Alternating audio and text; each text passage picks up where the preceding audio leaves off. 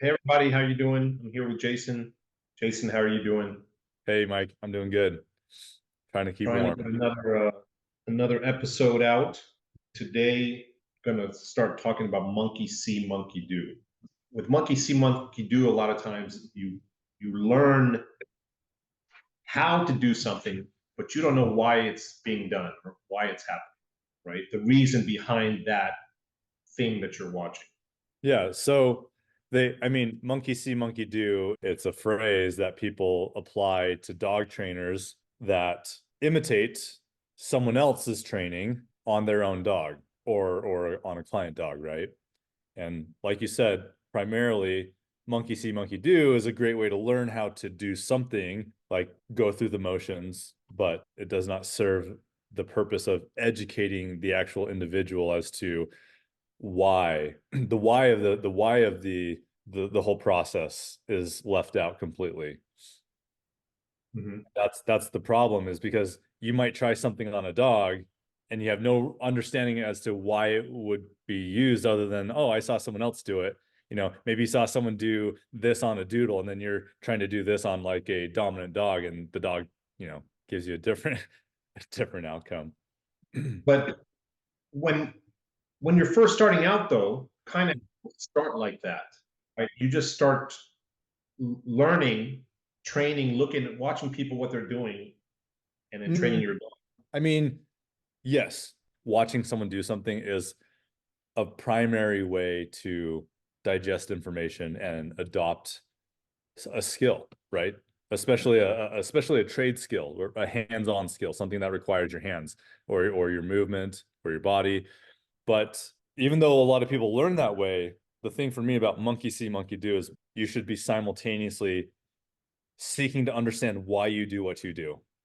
Yeah, If but you that's want why you need a coach, to, right? You need somebody there that has experience, so they can tell you like what you're doing, um, and why it's working, why it's not working, and how to use it correctly. so are you calling out all the remote online web-based trainers, or are you saying that you can't, like, is that an ineffective way to learn how to train a dog? Ineffective?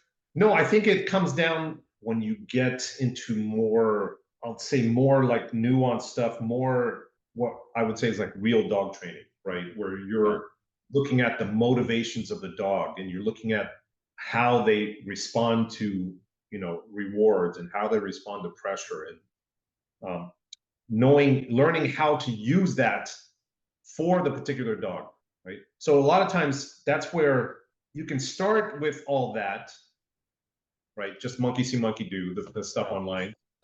But I think you need to quickly get to somebody that's guiding you, right? You have to get to somebody that's guiding you. If you keep going, if you're lucky and your dog is just the type of dog that doesn't matter what you do, then yeah, everything will be fine. But I think what happens is people don't realize that the problems that creep up later are because you were doing something that you saw and not knowing why, the reason behind it. So you might have been doing something with your dog that your dog did not need, not necessarily did not need, but maybe shouldn't have done on them. And how many people create their own problems by doing something that looks trendy? Like, let's talk sports for a minute. I know that's a bullet point or a segment to get into, but real quick, just because it flows nicely. A lot of people training for sport, whether that's, ring, PSA, Schutzhund, they see a trending trainer utilize a method of training a certain exercise. That could be a retrieval exercise, it could be an outing exercise, whatever it is. And it becomes very popular, right? I remember, a few years ago, there was for dumbbell retrieves, there was the two toy method that caught fire amongst uh Schutz and dog trainers. And it was very popular. It's a very effective method, but I was exposed to a lot of people who wanted to use that method. And I'm like, your dog doesn't need that method. And and they're like, well, their dogs look good. I'm like, well, your dog looks good too. Like, why do you, what benefit do you think this is going to give your dog? And they couldn't explain that to me. And I said, look, I don't have a problem with doing the latest and greatest, that's great. If it's for the right dog, if it's the right method for the right dog, it's a great way to do it. Absolutely. And but if you don't know why you're doing something, you probably shouldn't be doing it in the beginning, right? And for me, it's like I just, and this is a personal thing. For me, I have to justify it, and I seek a deep understanding about things before I move on something, right? And that's just me, right? Some people can get away with it without knowing the why, but like for me, it's really important that I understand the why. Maybe because I've had some bad experiences. Maybe I got bit a couple times, and I really learned to respect the dog or the animal in front of you, you know. Yeah. But and it goes to when you first start dog training, you're thinking about what you're doing and not about the effect it's having on the dog, Hmm. right? The more dogs I see and the more dogs I train, the more things I learn from other people. I think every person that's been training for a while that has experience, I think they start looking at, okay, what did I just do and why did my dog react like that? Yeah. So Right? Instead of keep going and keep going and be like, this should be working. It's You're looking at everything that happens and stopping and analyzing it yeah. before you move on. What were you gonna say? Oh, just again, the video, I shared this video with you, and maybe I should embed it into our onto our feed, maybe a picture in picture. There was a video from a very famous, well-known, well-respected trainer out of Europe, and he was highlighting on his social media how he teaches the dog to out and what he uses as reinforcement when the dog correctly lets go of a tug, a ball, a toy, whatever it is. And so he's playing with his dog. The video shows him playing with his dog. He's tugging, he's having fun, and the dog's having a good time. And he gets down on his knees next to this dog who appears to be like the age of 9 months to 12 months old, right? It's a German Shepherd. And he gets down next to the dog and he calls the dog to out, and the dog doesn't quite out. And then after like a couple moments, the dog lets go, and he praises the dog and encourages the dog to kiss him in the face, like lip contact. Dog is kissing the face and seen doing that, and that triggers a reward or a That release is of kind of the reward, right? what? In that was kind of the reward in that video, right? Well, that's what this trainer was claiming was the reward for outing is the interaction he has with the dog kissing his face, right? Like that's what he claimed his dog found rewarding, which I mean might be true. I won't say it's not. But what I'm saying is the monkey see monkey do. Someone on Instagram might be scrolling and they stumble on that video and they're like, "Oh, that's all I have to do to get my dog to out." That's so much more appealing than using a prong or a pinch collar or using an e-collar or, popping my dog on the leash to create an out, right? Let me try that. But the dog that they have might be a little dominant, might have a little too much energy, or might, you know, and so they get the dog down, the dog outs, and out of frustration, the dog is right there next to you in the face, and the dog claps you on the face with his mouth, or bumps you, or nudges you, or bumps one of your teeth out, right? It doesn't have to be that the dog bites you, right? Maybe he's not like aggressive, but maybe he bonks you in the face, right? And then you bust out 5 teeth, like, and then it's a quick trip to the dentist for an expensive bill, It's an you know? expensive. Yeah, it's things like that. And to say that, like, oh, and this goes deeper. And again, I'm not like the trainer's, very good, but I'm just I question this type of training because and promoting this, and it makes me think is like this is the kind of training that you have to promote when you live in Europe, where you can't show that you actually use tools, right? This is what you have to use. You have to claim that you only train with a relationship, and not promote methods that you rely on tools to train. And I thought that was funny. Thing is this, like if somebody sees that and then tries it with their dog, and their dog is not the type of dog to do that with, that trainer has experience. He knows that dog, right? Yeah, He knows what it can do, what it can't do. So he feels comfortable doing it with that dog. yeah, When you do it with another dog that, again, its drive is up from playing with a tug, And then you just took his toy away. Now he's pissed at you. Toy, and he's like, whack, give me that toy back. And not because he Bam! hurt you, right? But the drive is there. Yeah, it's again, it's monkey see, monkey do. Someone scrolling, some innocent teenager who might have gotten their first working dog, scrolls through, stumbles on that, sees that, and they're like, oh, that's how you got to teach it. And I want a good relationship. And they're promoting relation-based training on their page. And that's what they take as advice to train their dog. And boom, they get nailed or bumped, or, heaven forbid, something worse, or, that's why the risks of monkey see, monkey do.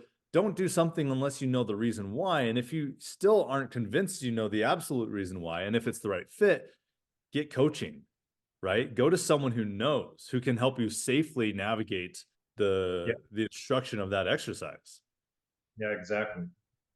But it's the problem that's kind of the challenge, is like, there are a lot of exercises that are called, like, Bart refers to them as monkey drills, and they're very easy. It's like sit, you can lure dogs into sits, and at the end of the day, they can be taught very quickly. But if you don't have the understanding of, like, why would you choose one method over another? If you can't clearly distinguish or define the response to that question, it's probably best you get a coach. And then, like what you said about different ways, like shaping, luring, that's another thing. Some dogs need to be lured and shouldn't be shaped. Like my dog Khan, for example, he needs more luring than overshaping. And for two reasons: because he's already a confident dog, right? And he's pretty strong in his temperament. So the shaping makes him more independent. Right. And you don't need more of that with him. I don't need more than that with him. But also, I'd like to see it, just because I like watching I like watching the Mike and Con show from a distance, but But the other thing is this: he gets frustrated quickly. And a dog that gets frustrated quickly, when you start free shaping, he's like, I just show me what to do. Yeah. Right? Forget about all this. Just show me what to do so I can do it. And then he needs that, a little bit of free shaping, but then he needs to show me what to do, and I'll do it. Talk about the dog you just told me about. And I mean, maybe the owner corrected the dog based off of how they saw someone else correcting a similar dog. Yeah. Right. But yes. So I got a call about a mal that had bitten a person in the family, and it happened during training. And what happened was the dog didn't perform the command that was given, or the cue. So they corrected it. They applied a correction. And then the dog, after the correction, came and bit the person.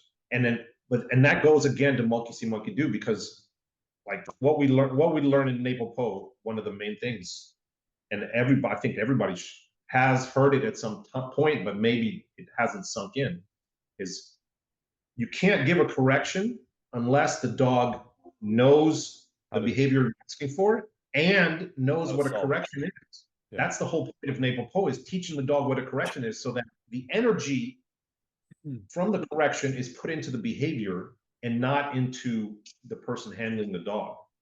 Right. And it's and things like that are really horrible stories, right? Like, you don't want to see people getting hurt. You don't want to see dogs or people getting hurt. We want to be able to train safely, and that dog and owner enjoy their time bonding through training. That's what's important. I think, again, it's a necessary conversation to make sure that you understand what you're doing with your dog and how to do it correctly, the dose, the correct amount of force, pressure, correction, what to withhold, when to withhold, for how long. All of these factors, it's a very dynamic. This isn't a 1 or 2 dimensional. It's not even a 3-dimensional training construct. This is a 4-dimensional. There are 4 dynamics to this, right? And yeah, and that's where, again, the monkey see, monkey do. If you see somebody correct their dog for some reason, don't do it on your dog unless you know and have been coached. The dog goes to behavior, like it fixes the behavior, and you're like, okay, next time my dog does that, I'm going to do it. And that goes to like the one thing, the thing I learned from NePoPo, I always remember Bart saying it, was, what do you do if your dog doesn't do but doesn't know, right? You do nothing. Yeah, that's hard. But what do you do if your dog doesn't do, but knows very well what to do? Yeah. Then you go into the consequences. But Yeah. that's the point, is you have to know what stage your dog is at. And also when you're watching a video online, you have to know what stage that dog is at, Yeah. what the person is doing, because And that's never that information that people consume online, it's never presented to the viewership.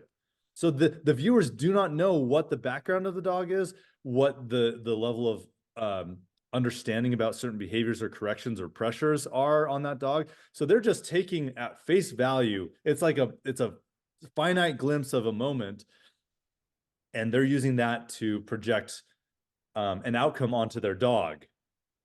yeah. Oh, that reminds me. It was our existential food podcast. The comment, I think it was on that one, where the comment about the puppy. Here's the question, or the person said. So Yeah. if you have a puppy or dog, you take them outside to train with their food, and instead of taking food from you, they decide to chase the leaves blowing in the wind. Do you immediately take them back inside and crate them? And is creating a dog that won't take food the best approach? And that goes to what we're saying, right? The answer for that is, if it's a puppy and it doesn't know, no, you just stop the training. You might let it chase the leaves right then, but then you come back later and then try again, right? Because consequences should come, and more severe consequences should come if the dog understands. As the dog understands more and more, then you can apply more severe consequences, right?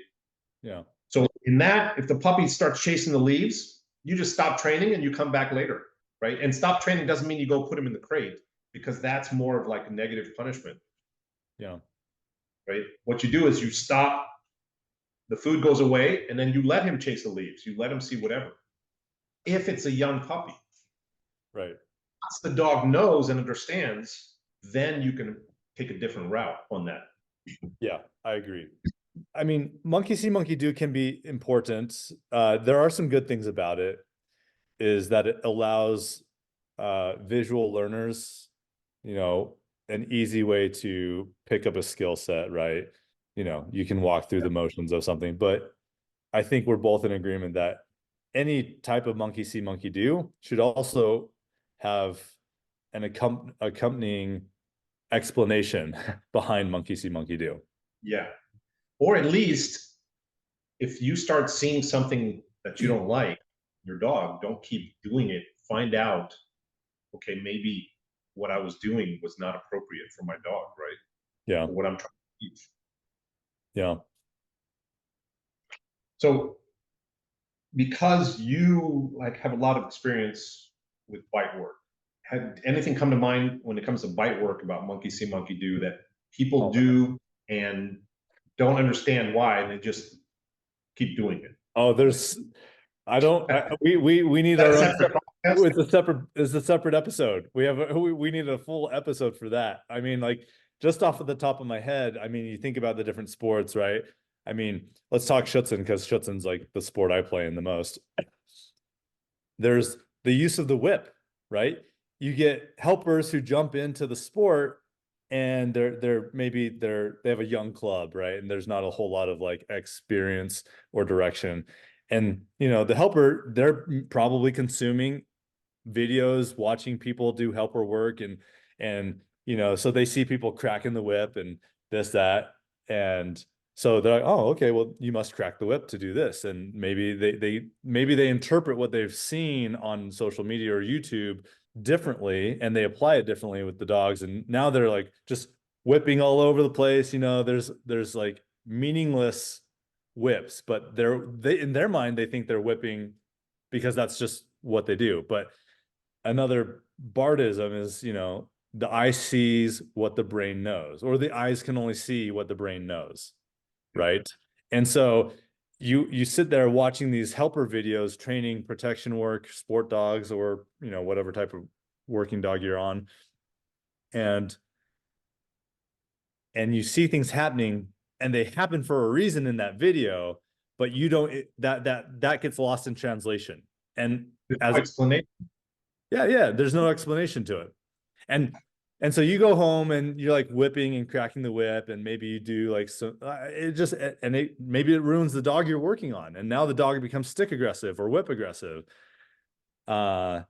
And so that's one classic example is like they call them whipping boys. You know, are you a whipping boy? You're just cracking the whip, wah, wah, wah, wah, wah, wah, you know. Yeah. And Another one I've seen is that when the helper gives a shallow bite on purpose, oh, uh-huh, right? yeah, Again, there's a purpose for that, yeah, right? But then if you're new, like you said, and then you see somebody do that, now you start doing it to every dog, even dogs that don't need that technique for a specific reason. Now that's going to cause problems down the road. right. What's going to happen later from the technique you're using?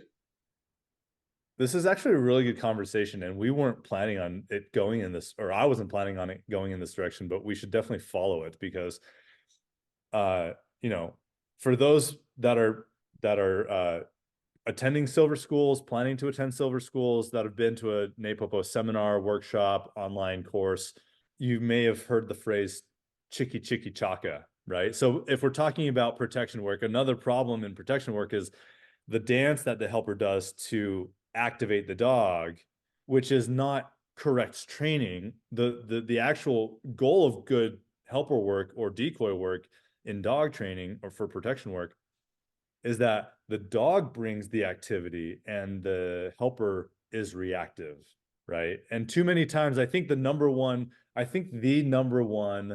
if I'm observing all of the things I've seen in protection work from helpers new to experienced and everything in between, I think the biggest problem with training is there's too much activity on the helper side, and the helper does too much to bring out too little in the dog, right? And that's always how it will be if the helper is the active one and the dog is the reactive one.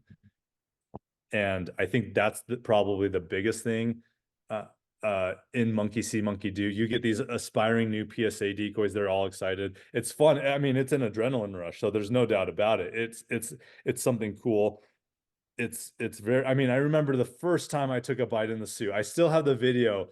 And at the time my wife was videoing this shot and she was panning across as a dog. I got a bicep from a German Shepherd, a bicep bite from a German Shepherd, and I turn around and look at her, and the size of the grin on my face, I was like, you know, I was like that Cheshire cat off of Alice in Wonderland, just like this big old grin of teeth.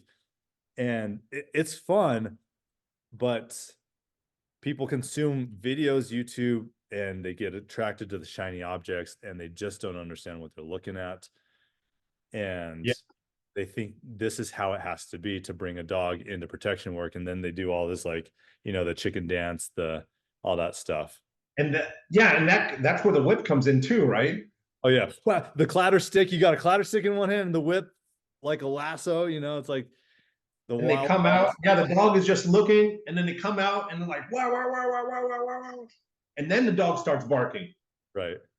Now, and then the problem comes, now the dog needs that to get activated. Yeah, he won't do it without, because he's been conditioned that he's only supposed to bark when someone animates him. And you know where you see that? You see it a lot in police dog videos. Oh, always. When there's a passive guy and the dog they send the dog to bite and the dog runs right by him. And Well, it's just see, looking for that active decoy.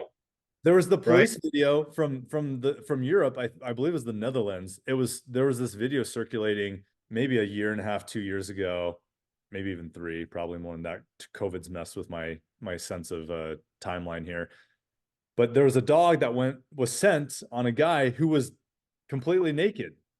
The dog had never seen a naked guy, and the guy was just walking, and then the dog just started barking at him, and then he just started healing next to this guy who he was sent to go engage, right?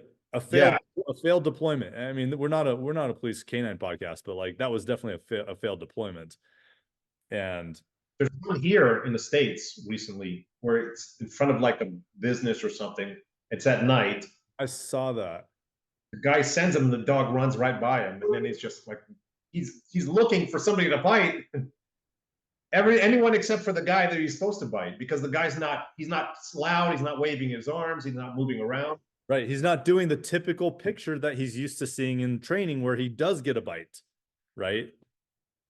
And the dog has learned that I can't bite unless ABC happens. And ABC is helper jumps out, he's in a suit, he's in equipment, and he's doing this like agitative dance.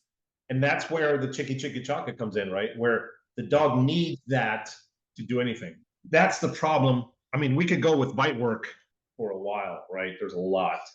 Well, I mean, I've mentioned this one in our podcast on opposition reflex, but I'm gonna keep screaming this. The number of times I see people trying to teach a push bite by walking away from the dog, where the dog ends up pulling, right? Or the dog pulls back and then they walk backwards, like that's what the dog want. Like that's not how you, I mean, it just shows a misunderstanding of opposition reflex. Like if the direction you want the dog to go is into you, you have to do something that creates that direction and it comes from the dog. It's not that you're making it happen. It's the dog is choosing to respond that way. And he learns that type of forward motion into the decoy or the helper is what provides the reinforcement. Yeah. Going away from bite work, right? The other thing I see a lot is reward placement. Yep. And one of the big things is where the reward placement, if your dog is heeling on the left, the reward is behind you on the right side, right? So the dog has to, when you give your marker to go get the reward, the dog has to back up a little bit and come behind you to access that reward. Again, there's a purpose for that, right? There's a reason. And it's to keep the dog from forging, right? From going too far forward, because on their mind, they're like, well, I'm gonna have to go back, because the dog will start, what's it called? Will start cheating towards where the reward is gonna be. Yeah. So what happens is, instead of it anticipating that the reward is gonna be forward, and it starts sneaking forward a little bit, right? It anticipates the reward's gonna be back behind it, so it stays back, or it might start even going back. I've got another good one to throw in there for obedience, right? Is the active or the passive style power, they call them power-ups for dogs, where you say, and they would be used in a situation where you say you have a dog that's maybe a little bit flatter in their obedience and you want to build a little bit of pressure so the dog becomes more energetic, flashier, looks a little bit more energized.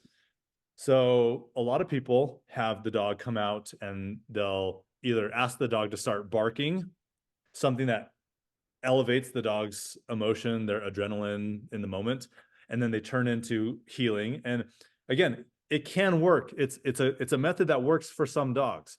But this is another phase or trend that caught fire online, is having dogs bark at you and then you go quickly into the healing.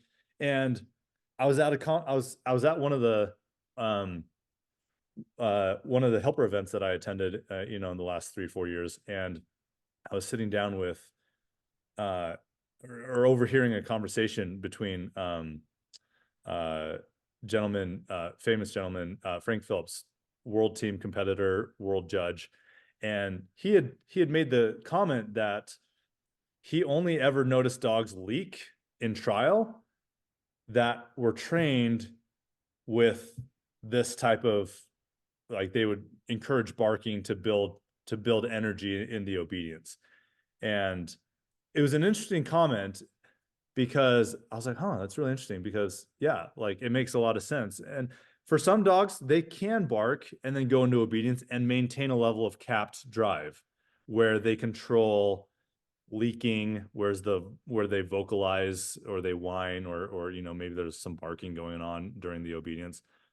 But there's not a lot of people that are skilled enough to handle or to finesse the dog's drives to control the leaking. And now down the road, after that big wildfire of getting dogs to bark for obedience, you have dogs that are now leaking in trial. Or the other thing is, a lot of people will spin their dog out of a heel before they reward the dog, and they reward for the spin and not for the heel, which is a great method. But again, if you don't know what you're doing and why you're doing it, I was at a trial in, I think it was October or November, but I watched a dog in the back transport. Instead of staying focused on the helper, doing the back transport on the helper, the dog started spinning in anticipation of being rewarded, probably to either get a toy or to go get a bite, right? And then it required Yeah. the handler to call him back to heel, right? And that's the thing.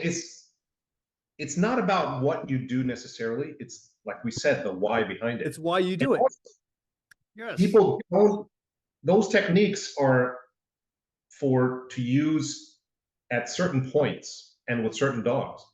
But when you start creating a pattern, now like that dog, he expects like, oh, after I spin, I always get rewarded.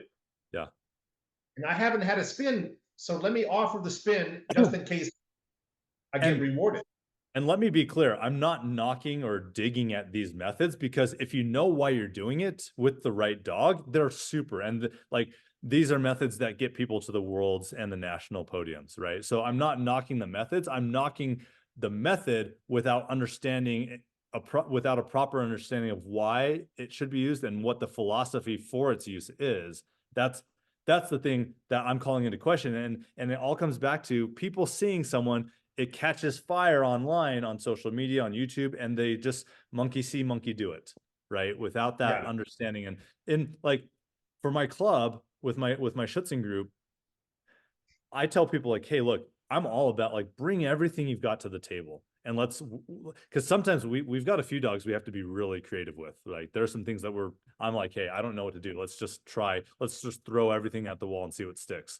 And if you can't explain to me why you're doing what you're doing for your dog, especially if I can suggest, a way that might be a little bit more effective and provide better results, then that's where it's like, okay, well, let's not waste our time or spin our wheels just chasing the trendy training method.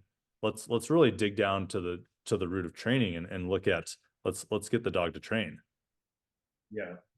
Yeah. I mean, it's use what you need, but use it until you don't need it anymore, right? Don't make it part of the pattern. Don't make it part of that context and that behavior, because that's the thing. Things happen. The dog will think that's part of it and will offer it. And when it's going to offer it is not when you're training, but when you go to trial. Yeah. That's when it'll show up when you don't expect it, especially because now there's no rewards. They haven't been rewarded for a while. And if the dog is a little bit creative, they're going to be like, well, what do I have to do to get the reward to show up? Right. Or in that case, to get the bite. I mean, there's so many situations. I have so many examples of this. Like, there was one time someone I was working with was doing something in their tracking, and I was just being curious. I was like, why are you doing it that way? And the reason was because they had seen it on a video online course that I had actually promoted and shared with them. And it wasn't really the right thing for the dog at the time. Not that it was an incorrect thing to use with the dog, but it wasn't really like, the dog didn't quite need it at that point. And so I was just questioning and, just being curious about the method. And at the end of the day, I was like, well, I don't think the dog needs that. It doesn't, for me, it didn't make sense. But anyways, they took that to be very offensive, and it was just an unfortunate situation, because I'm always questioning my methodologies and looking for better ways to do things. I'm not in the business to provide clients or friends second-rate information. I want to provide them, what's best, and that's what I'm committed to. And I don't think you can do that strictly through monkey see, monkey do. Just watching things and repeating or regurgitating them because you saw someone else do them, who in their own right, they might be a world level competitor, or they might be a famous trainer for this, that, or the other. But without that understanding of why that one thing is being done, like, be a little bit more curious, Yeah. Well, ideally, it's to have somebody that you can ask. If you see something online, I would say try it, but don't keep doing it if you don't understand why. So Especially if you have somebody say, hey, do you know about this technique, right? So like if I came to you and say, hey, Jason, do you know why people do this? I saw this online. Do you know yeah, why they do it? And hopefully, if you have experience with it, you're going to say, yeah, they do that for this reason. And if you know me and my dog, you'll say, I wouldn't suggest you use it. Or, yeah, you should try that and see how it works, right? But right. with everything, you can experiment. There's a difference between experimenting with what you see and making it part of your like training repertoire, right? Yeah. And again, don't just do it just because you saw it and it's flashy and it looks good. Yeah. The I was going to say something. Another example of things that are done in the monkey see, monkey do that can be wrong are now there's a lot of boogeyman style work that's passing around making its rounds online. There's a lot of fence work that's being it's caught fire quite recently. The Gottfried Dilldye fence. And yeah, it's things like that you boogeyman the wrong dog, and you can either break him mentally, or you can get like run the risk of creating a dog who's going to be risky. If you do it the wrong way. Like dog training is equal parts science, equal parts art. It's in the artistic creativity that the real success is had, I think. Yeah. But you have to have somebody with you that has done it before, that has experience. Yeah. Right? You have to have somebody to fall back on. So you can say, hey, is this right? Should I do this? Or in training, when they can see your dog and be like, okay, we're not going to do that anymore. Let's try something else. Because in that moment, you might think, okay, this might be good for this dog. But then you have to look, what is the consequence? What is the outcome of that?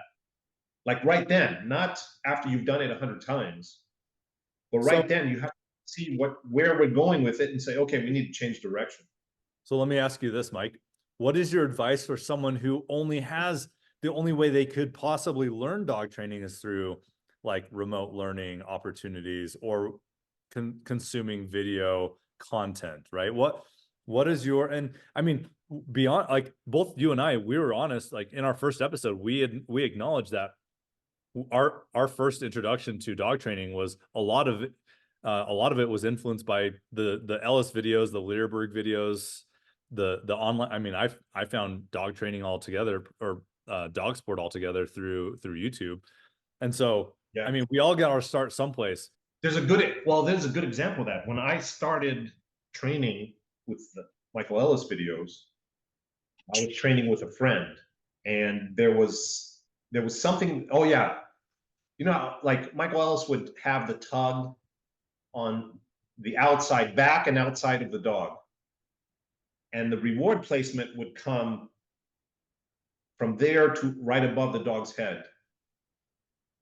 Right, so the dog knows the tug is there, but when you pay, it would come here, and it's kind of like a distraction, right? The tug is there, the dog knows it's there, but it has to stay in position. And then the reward placement after that comes to where the dog is, and not to, in that moment, not to let the dog go get that, which is another concept, because you could do both depending on what you need from that dog. But what happened was we were training, and then a person asked my friend, why are you doing that?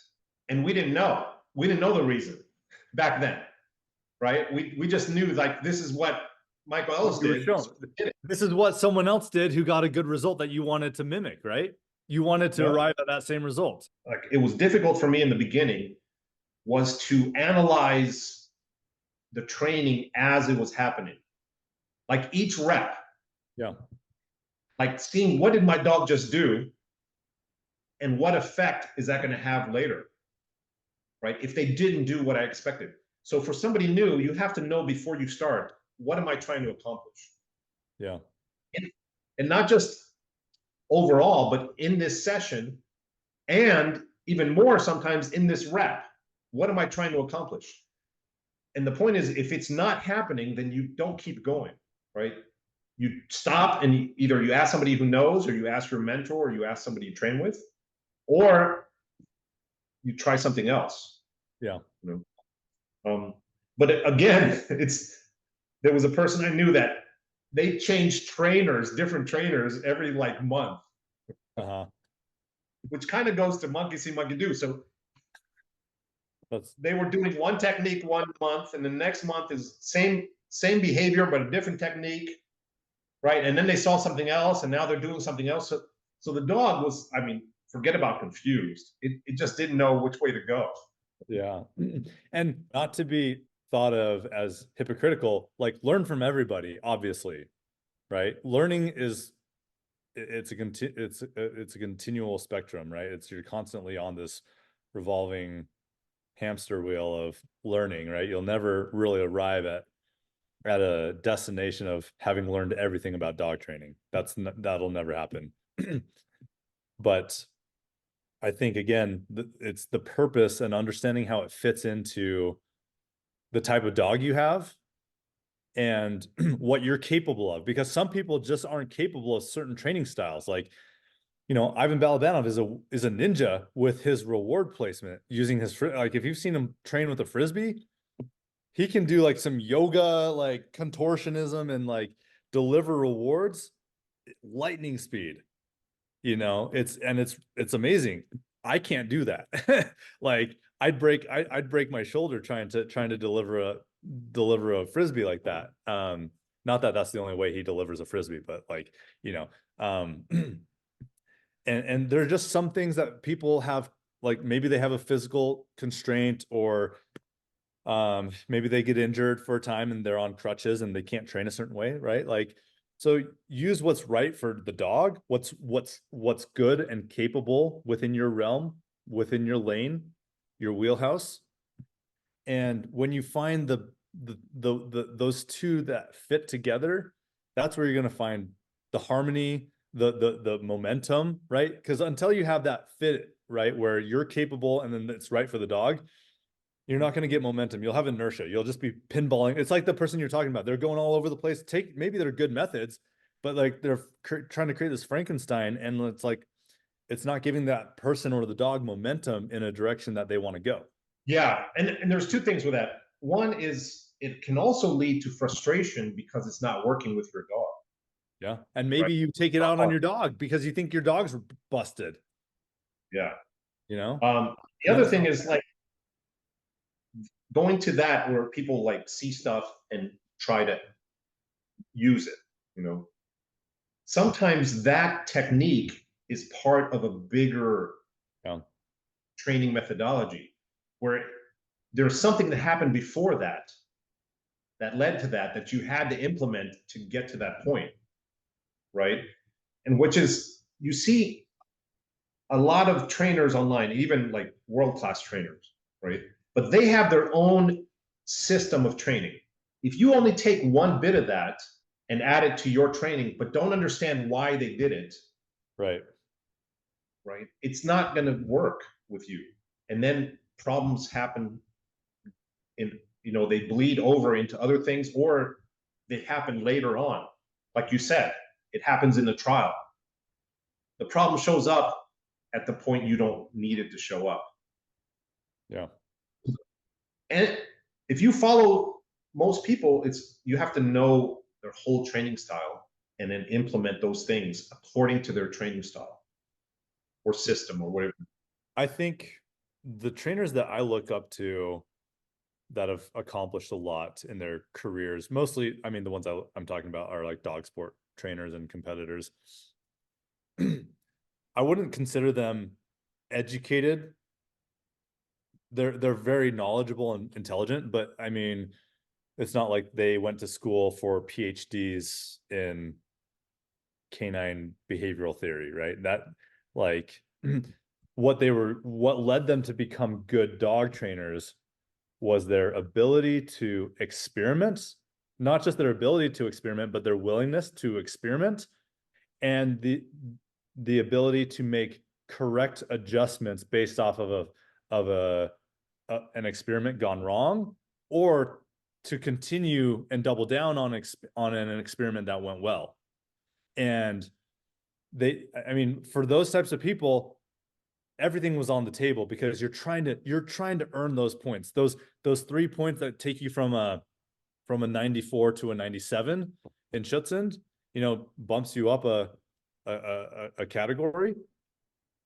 I mean, but that's where monkey see, monkey do is not a good thing, but it's, well, I can say for those people, monkey see, monkey do is a good thing because they're experimenting, but they are analyzing what they're doing, right? But they're not monkey see, they're not monkey. I would say that's not monkey see, monkey do, because they're not following someone else. They're just experimenting themselves. Like they've run into a problem and they're like, okay, I've exhausted all of the things that I know how to normally train this behavior. Those don't work. Now I need to think outside the box. I should rephrase that, because monkey see, monkey do. It's mimicry. It's mimicry. You're not thinking, right? Well, what it is they take something somebody else has done and they try it, they experiment with it, but then they analyze the outcome immediately. Yeah. And they're good enough to realize if it's good or if it's bad, right? For that training or for that dog. Yeah. So you have to mimic other people, but not mindlessly. Yeah, I think that's the recurring theme of this, is that doing without knowing can be risky. Yep. Right? Because again, the adage goes, a dog bites, a cat scratches, and a horse kicks. Hear Bart say that. Bart and Michael, they talk about that a lot, and they've been doing a lot with their horses, showing people that training is training, learning, it's learning. Like every living thing wants to find advantageous outcomes in their life, right? And they're proving that with horses, they're proving it with dogs. Is there monkey see, monkey do in teaching? Like, what do I mean? Like classroom style teaching, or what? Yeah, like teaching, like dog training, like somebody that's good at remembering things and regurgitating them, but they don't know why, right? So I can teach you how to lure a certain way, for example. Sure. But I don't know why you would use that over another method. Oh yeah, for sure. I mean, there are people like, that's where I think a lot of people who are educated, who, I mean, went to school, some sort of like post-secondary school, university, they learn how to test, right? That's the skill that is taught at university, is teaching you how to take a test on material that you need to learn in a very short amount of time, right? That's the skill that is being taught. Once you get past that test, you go back and you try to put those people into a conversation about the material. They may not remember it because they just regurgitated it, right? And it may not have been solidified, or it may not have set in and kind of took hold in long-term memory. Yeah. But that's like the stages, kind of like, say for dog training is not just theory, but it's also the practical part, is doing. Yeah. Right. And if you go through, you can learn the theory, but you have to understand the theory, and then you can put it into practice.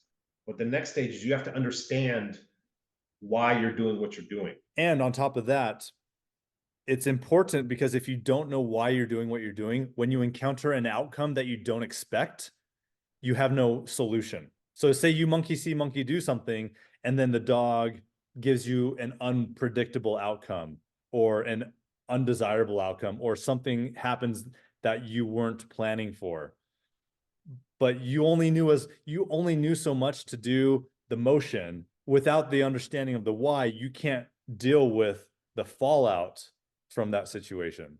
Yep. Right. So even a teacher who can stand in front of an audience and like lecture about, dog training or whatever it is, without the repetitions and just the regurgitation, that would not be an ideal person to be coached by. Maybe they're a good teacher, lecturer to convey information, but to learn and gain skills from it becomes a very challenging thing because they have not seen, or maybe in their trainer's backpack they don't have as many solutions for a problem as someone else might have, given more experience. Yeah, it goes to like, don't show me what you can do when everything is going right. Show me what you can do when everything's going wrong. Yeah. Right. And you have to have made mistakes, to learn from them. Yeah. Or else when it does happen, you don't know what to do. And the higher the drive in the dog, the higher the stakes are, because tolerances are tighter, pressure is greater, both on the business end of the dog and what's required to communicate to the dog sometimes. Again, what Bart says, it's a knife that cuts both ways. You have to know the both ways. You can't know just one way. Right. Yeah, that's interesting. Yeah. Glad we got off on that tangent. Oh, the other thing about monkey see, monkey do, right, is that all you're seeing is like a 30-second clip. Mm-hmm. Also, the person might have done 5 minutes of it not working. And then you see the 30 seconds of when it does work. 30 seconds that it works. And now you're like, man, why isn't it working for me? Yeah. Right. But it's like, yeah, because they took the best one out of that 10 minutes or whatever of work. And they're like, see what I can do. This is what's hard about social media. It's put people, one of the disadvantages to learning via social media or online learning, remote learning, video recorded learning, is just that it doesn't give you the full picture, the full spectrum of what it took to arrive at a correct repetition or a correct outcome. And you don't see the struggle, because again, in the talent code, the struggle is required for the myelination. The deep practice. Yeah, it causes better learning, stronger learning. Yeah. But see, for the most part, we've been talking about more of the sports people and dog trainers, right? Like, sure, people are training their own dogs. Now, where it's a problem, even bigger, because if you mess up your dog, and not mess up in a bad way, but it's doing stuff that you didn't want it to do, now you have to fix some problems. It's your own dog. But how many times have you gone to, clients' homes and they're doing something, and then you say, well, why are you doing that? Or where'd you learn it? They go, oh, I saw it online. Yeah. Right. And now that's another, it's good for business because now that's another problem you have to fix. Right. Kind of like the Cesar Millan effect. You know how he does his little he like flanks him in the neck or in the flank with it, prods him with his 2 fingers, and he goes right. Do that to the wrong dog. Do that to Khan when he's a little bit like, Yeah. How many people do you think have been bit because they tried to their dog for doing something it shouldn't have done? It was the same thing where there was a person, they had a clicker, and the dog didn't sit. They said sit, right? The dog didn't sit, and then they clicked. They start clicking at it. Right? They just clicked. And nothing happened. And they said, I was like, I go, just don't put that away. Don't do that anymore. Sit down, son. But it's the thing. I think that's the worst, is the pet dog people that have no guidance at all. Yeah. And they just go online trying to get some guidance, and they see something that looks good, or the person online made it look good, or made it look like it can work. Yeah. And then they try it, and at best it just doesn't work, or at worst it causes more problems. Yeah. So real quick, I just realized we never really came to an answer on the question I asked you about what's your recommendation for people who maybe they're on an island, isolated away from training. There's no training nearby. What do you recommend? is monkey see, monkey do, video remote learning without an in-person coach, is that still a feasible way to go about doing things? Or what do you suggest to people in those situations? Because I'm sure there's a lot that are going to be listening to us and they're like, well, I kind of just have to do it myself because I don't have a club available. I don't have there's no local trainers, willing to take on an apprentice or something like that. I think you have to plan your training and you have to have a goal in that session, and you have to be able to stop immediately and trying to analyze what happened, right? Which is what experimenting is. You try something and you have an outcome in mind, and if it doesn't happen, then you have to stop and say, well, why didn't it happen? Is it something I did wrong? Is it not good for this dog? Do I need to change something? Do I have to go back and watch what I watched before, and there's something I missed? Because a lot of times it's little nuances that people miss when they're watching the videos. Yeah. That if they implemented them, it would change the training altogether. But it's stop and analyze what happened. Even if it went right, you have to stop and analyze. That's the hardest part. It's so difficult to do that. So, I think the difference with very experienced people is they're analyzing in between each rep, and they're able to adjust, like you said, they're able to adjust their training in the repetitions rather than stop and think about it. Yeah. I think one thing that helps people in this situation that, may not have super access to coaching or whatever they need in the dog training industry is recording your sessions and then reviewing it. I mean, because for a long time, that's what I've had to do. It's like a 20-hour drive for me to go east to train my dogs on a helper that I trust, or it's 10 hours, 15 hours to the west of me. If I want to go to someone else, to put my dogs on, but nowhere near me is remotely anyone close enough that I'm going to put my dogs on. And so a lot of times, like if I'm doing obedience, I'll set up a tripod, put a camera out there, and I'll record my session. And then in between each rep, like you said, I'll go back and review the rep and make sure it was correct the way I thought it was, or incorrect the way I thought it was. And, so you kind of have to be creative. That's the importance of a good spotter, right? Yeah. That in your training, even if they're not like super world-class experience, they still can notice things and help you out. It doesn't have to be somebody more experienced than you or same experience. It can be anybody that can tell you, oh, this is what you did, or this is what I noticed. Now it helps when the person has more experience, but spotter, the videoing yourself, Yep.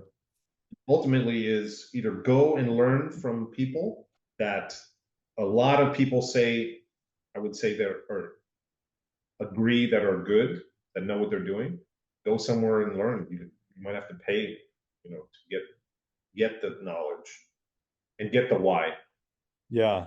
The last thing I think we should talk about a little bit was you mentioned it, but I don't think we ever really dove into it, was tools as it relates to monkey see, monkey do. Yeah. The main thing with that is knowing the different tools and their advantages and disadvantages, and if you see somebody that's using an e-collar, doesn't mean go buy an e-collar and just slap it on your dog. I mean, this is a call out to be better. This is a call to action to the dog training industry, right? There are some training franchises that in their programs, it is called out. You see the client, you put the prong or a slip on the dog. How many wrong dogs have been the recipient of getting a pinch collar put on them and then started manifesting a bigger problem than they already had because of the wrong tools? And so like we owe it to ourselves and to our future clients or people that we're going to give advice to with dogs. We owe it to those people to know the why, so that we can not just do, hey, here's a prong collar, put it on your dog, pop up if he does this, and then you end up in the hospital, right? Because the dog decided to come up the leash when you should have been using a slip collar on the dog. Yes. Yeah. And that goes to monkey see, monkey do, right? You see like, oh, look at this, for the slip lead, a lot of people call it like the dominant dog collar, right? Yeah. Which is a slip lead that is fitted so it stays up higher on the neck and doesn't slide down, right? Or the prong, this is what I learned from Bart also, was having the prong loose and not high and tight. And the reason is because when the prong is high and tight, there's pressure all the time, and then you add more pressure. Whereas when it's loose, now it's clearer to the dog. There's no pressure and there's pressure. No pressure, pressure.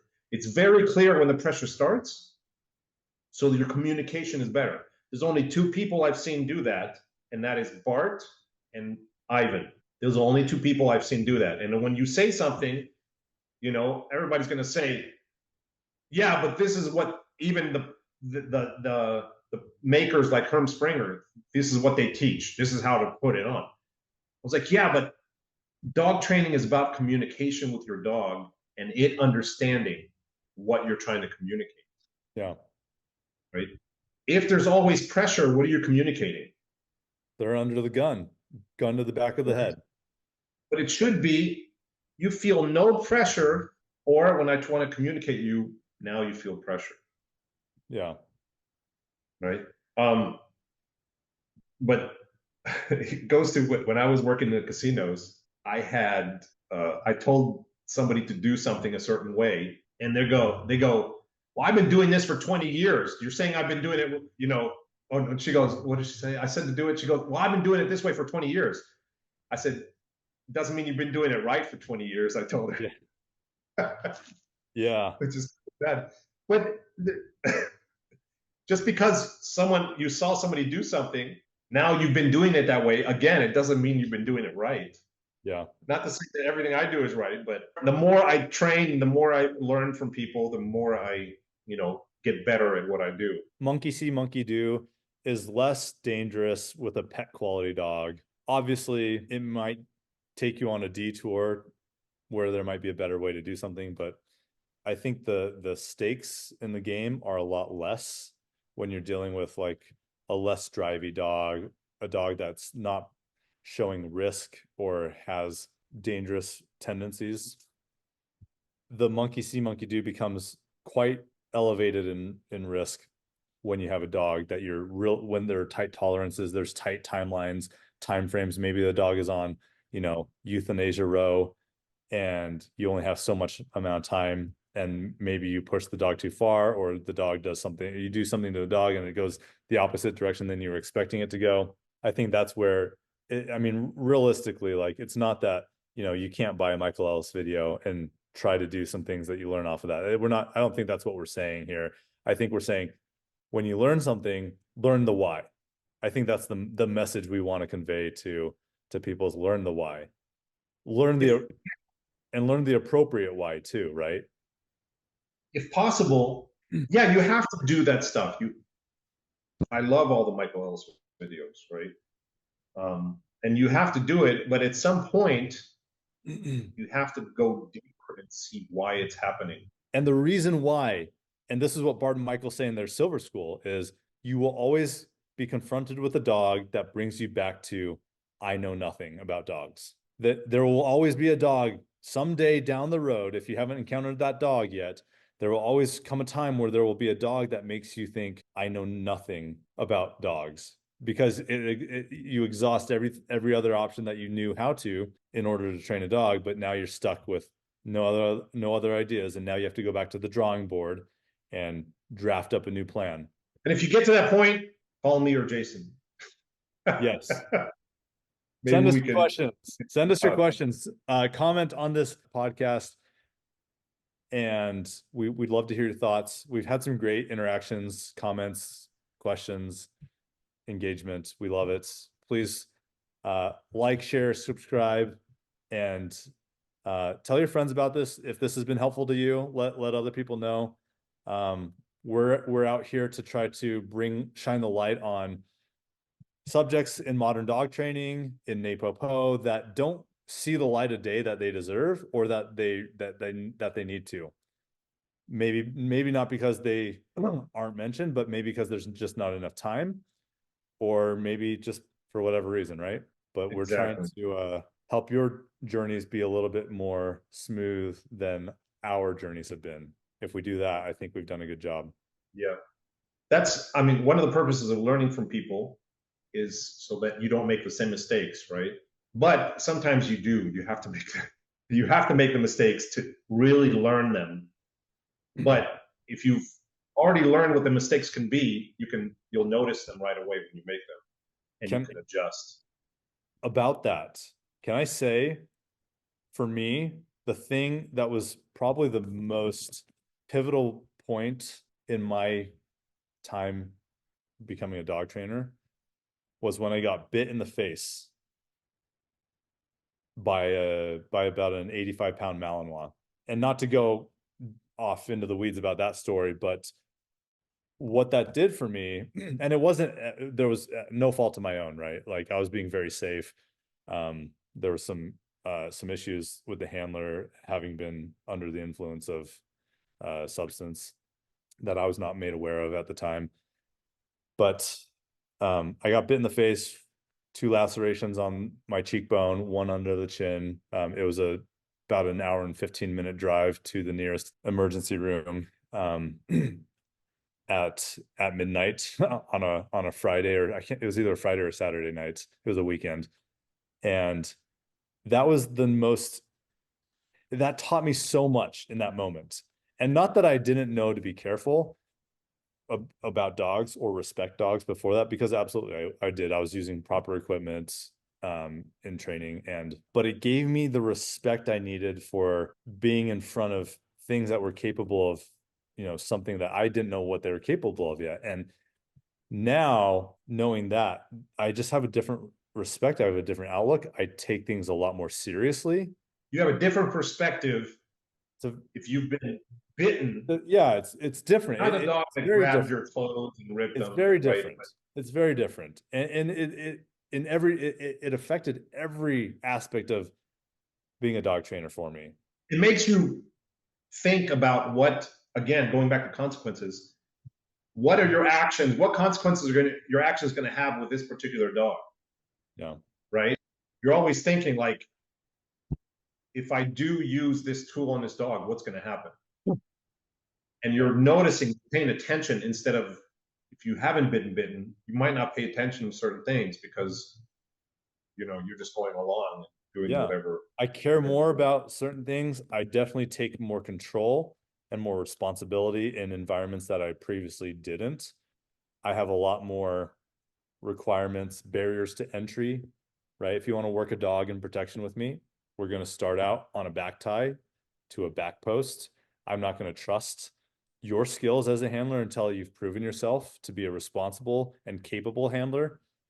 And that's also safe for the dog too, right? Because again, a dog that bites someone now is at risk for some more aversive events to try to stop that action. And so, by avoiding that altogether, creating safe scenarios for training. The same, like, I remember like Bart saying, if you do bite work, wear the pants also. Yeah. Right? You have to, even if you're just bicycle. But I see people and the dog is not even back tied, right? And they're wearing the suit jacket, but no pants, no back tie. There's no control in the dog. And then they're like, oh, I know the dog. It's like, it doesn't matter. That dog comes up and drive for some reason. He's just like, his excitement gets the best of him. Or what if you trip? What if you trip and you fall down and the dog misses the suit and grabs your leg because that's the only thing that was available? There's so many crazy things that can happen, right? You slip and fall, video, you break an ankle. The video, the guy has like a clear shield. And the dog comes over to the collar. I think he was trying to get the dog to go under, right? Do a bite.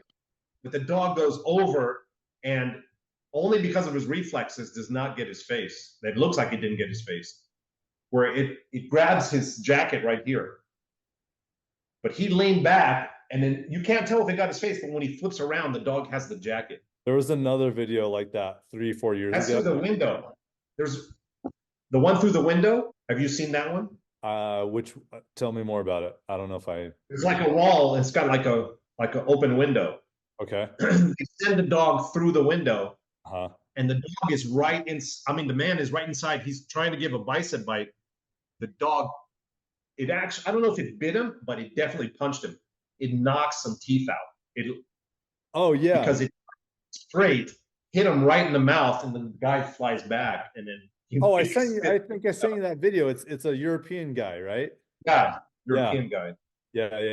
That was, yeah, I think I sent that to you on Instagram, but there was another video like the one, except this one caused me to be like a little like gritting my teeth when I saw it, because the caption on the video was, it was a suit, like a ring suit decoy. The dog was guarding the decoy and was barking and like really clacking in the face, and the dog was told to bite, and dog like snapped like millimeters away from the young helper's face, and the person on the video was claiming that that was ultimate control over the dog, and I'm like, that's like that's a lucky strike for the helper or the decoy not getting his face bit off, because I mean that the dog was clearly committed to biting, and he just barely missed him by like a sliver. And it's things like that. It just makes you like, oh, that's what's not good for the industry, is trying to pass off that type of stuff as like, oh, this is ultimate control. That goes to monkey see, monkey do. It is monkey Where see, monkey do. you see that, right, and then you start trying to teach your dog to bark in a person's face, or maybe even jump up and bark, right? Yeah, yeah, And it's like, that stuff. It's not needed, yeah. right? And the dogs, no matter how much training you have, they're unpredictable. I don't, even my dogs, if they come put their face close to me, I have a hand on their muzzle. Like, I don't let them, especially my Doberman. She Do just not out of, pass she's looking at you and like $200. she's like this. She's looking at you and she just goes for no reason. She just like, not that she's trying to bite you, but she's like, she Yeah. just snaps. Oh, Like, crazy dog. I don't want her in my face. well, so what do you have going on that the viewers should be aware of? Besides, I think we've mentioned the October. Well, we finally got the artwork for the October school, right? Yes, an October Gold School hosted by Yeah. Marty. And we're going to the Silver School in March in Come meet us Missouri. at Silver School in March in Springfield, Missouri. That's, as far as the schools go, that's it for me. I'm just training dogs. Keep them busy. That's it. Just keep them busy. Hopefully come see you. Oh, when you were talking about like where you travel to go to helpers, or right? Yeah, Tara was actually asking me the other day, like, what does Jason do? I was like, well, he travels to Oregon. I go, he travels to Missouri. I go, he travels to get the good help, from people that are experienced and knowledgeable. Yeah. Yeah. That's what I need. It's That's what I need to do. a tough road. It's hard. It's really hard. And I'm in the middle of like a little bit of a hiatus from it because it takes a toll on you, like traveling that much. And especially, I mean, after the loss of my shepherd, that I'm still kind of like, coming out of the grieving process, if I guess if you call it that, but still coming around. Yeah, but like if I can't bring them to me, I have to go to them, and it's really expensive to bring them to me. It's also expensive to go to them, but it's a little cheaper to go to them. So, I have that seminar at the end of May coming up. I'll be going out to Colorado. I've got a gold school I'm doing in Centennial, Colorado with the Arapahoe Sheriff's County Department, Canine Department, sorry. Looking forward to that.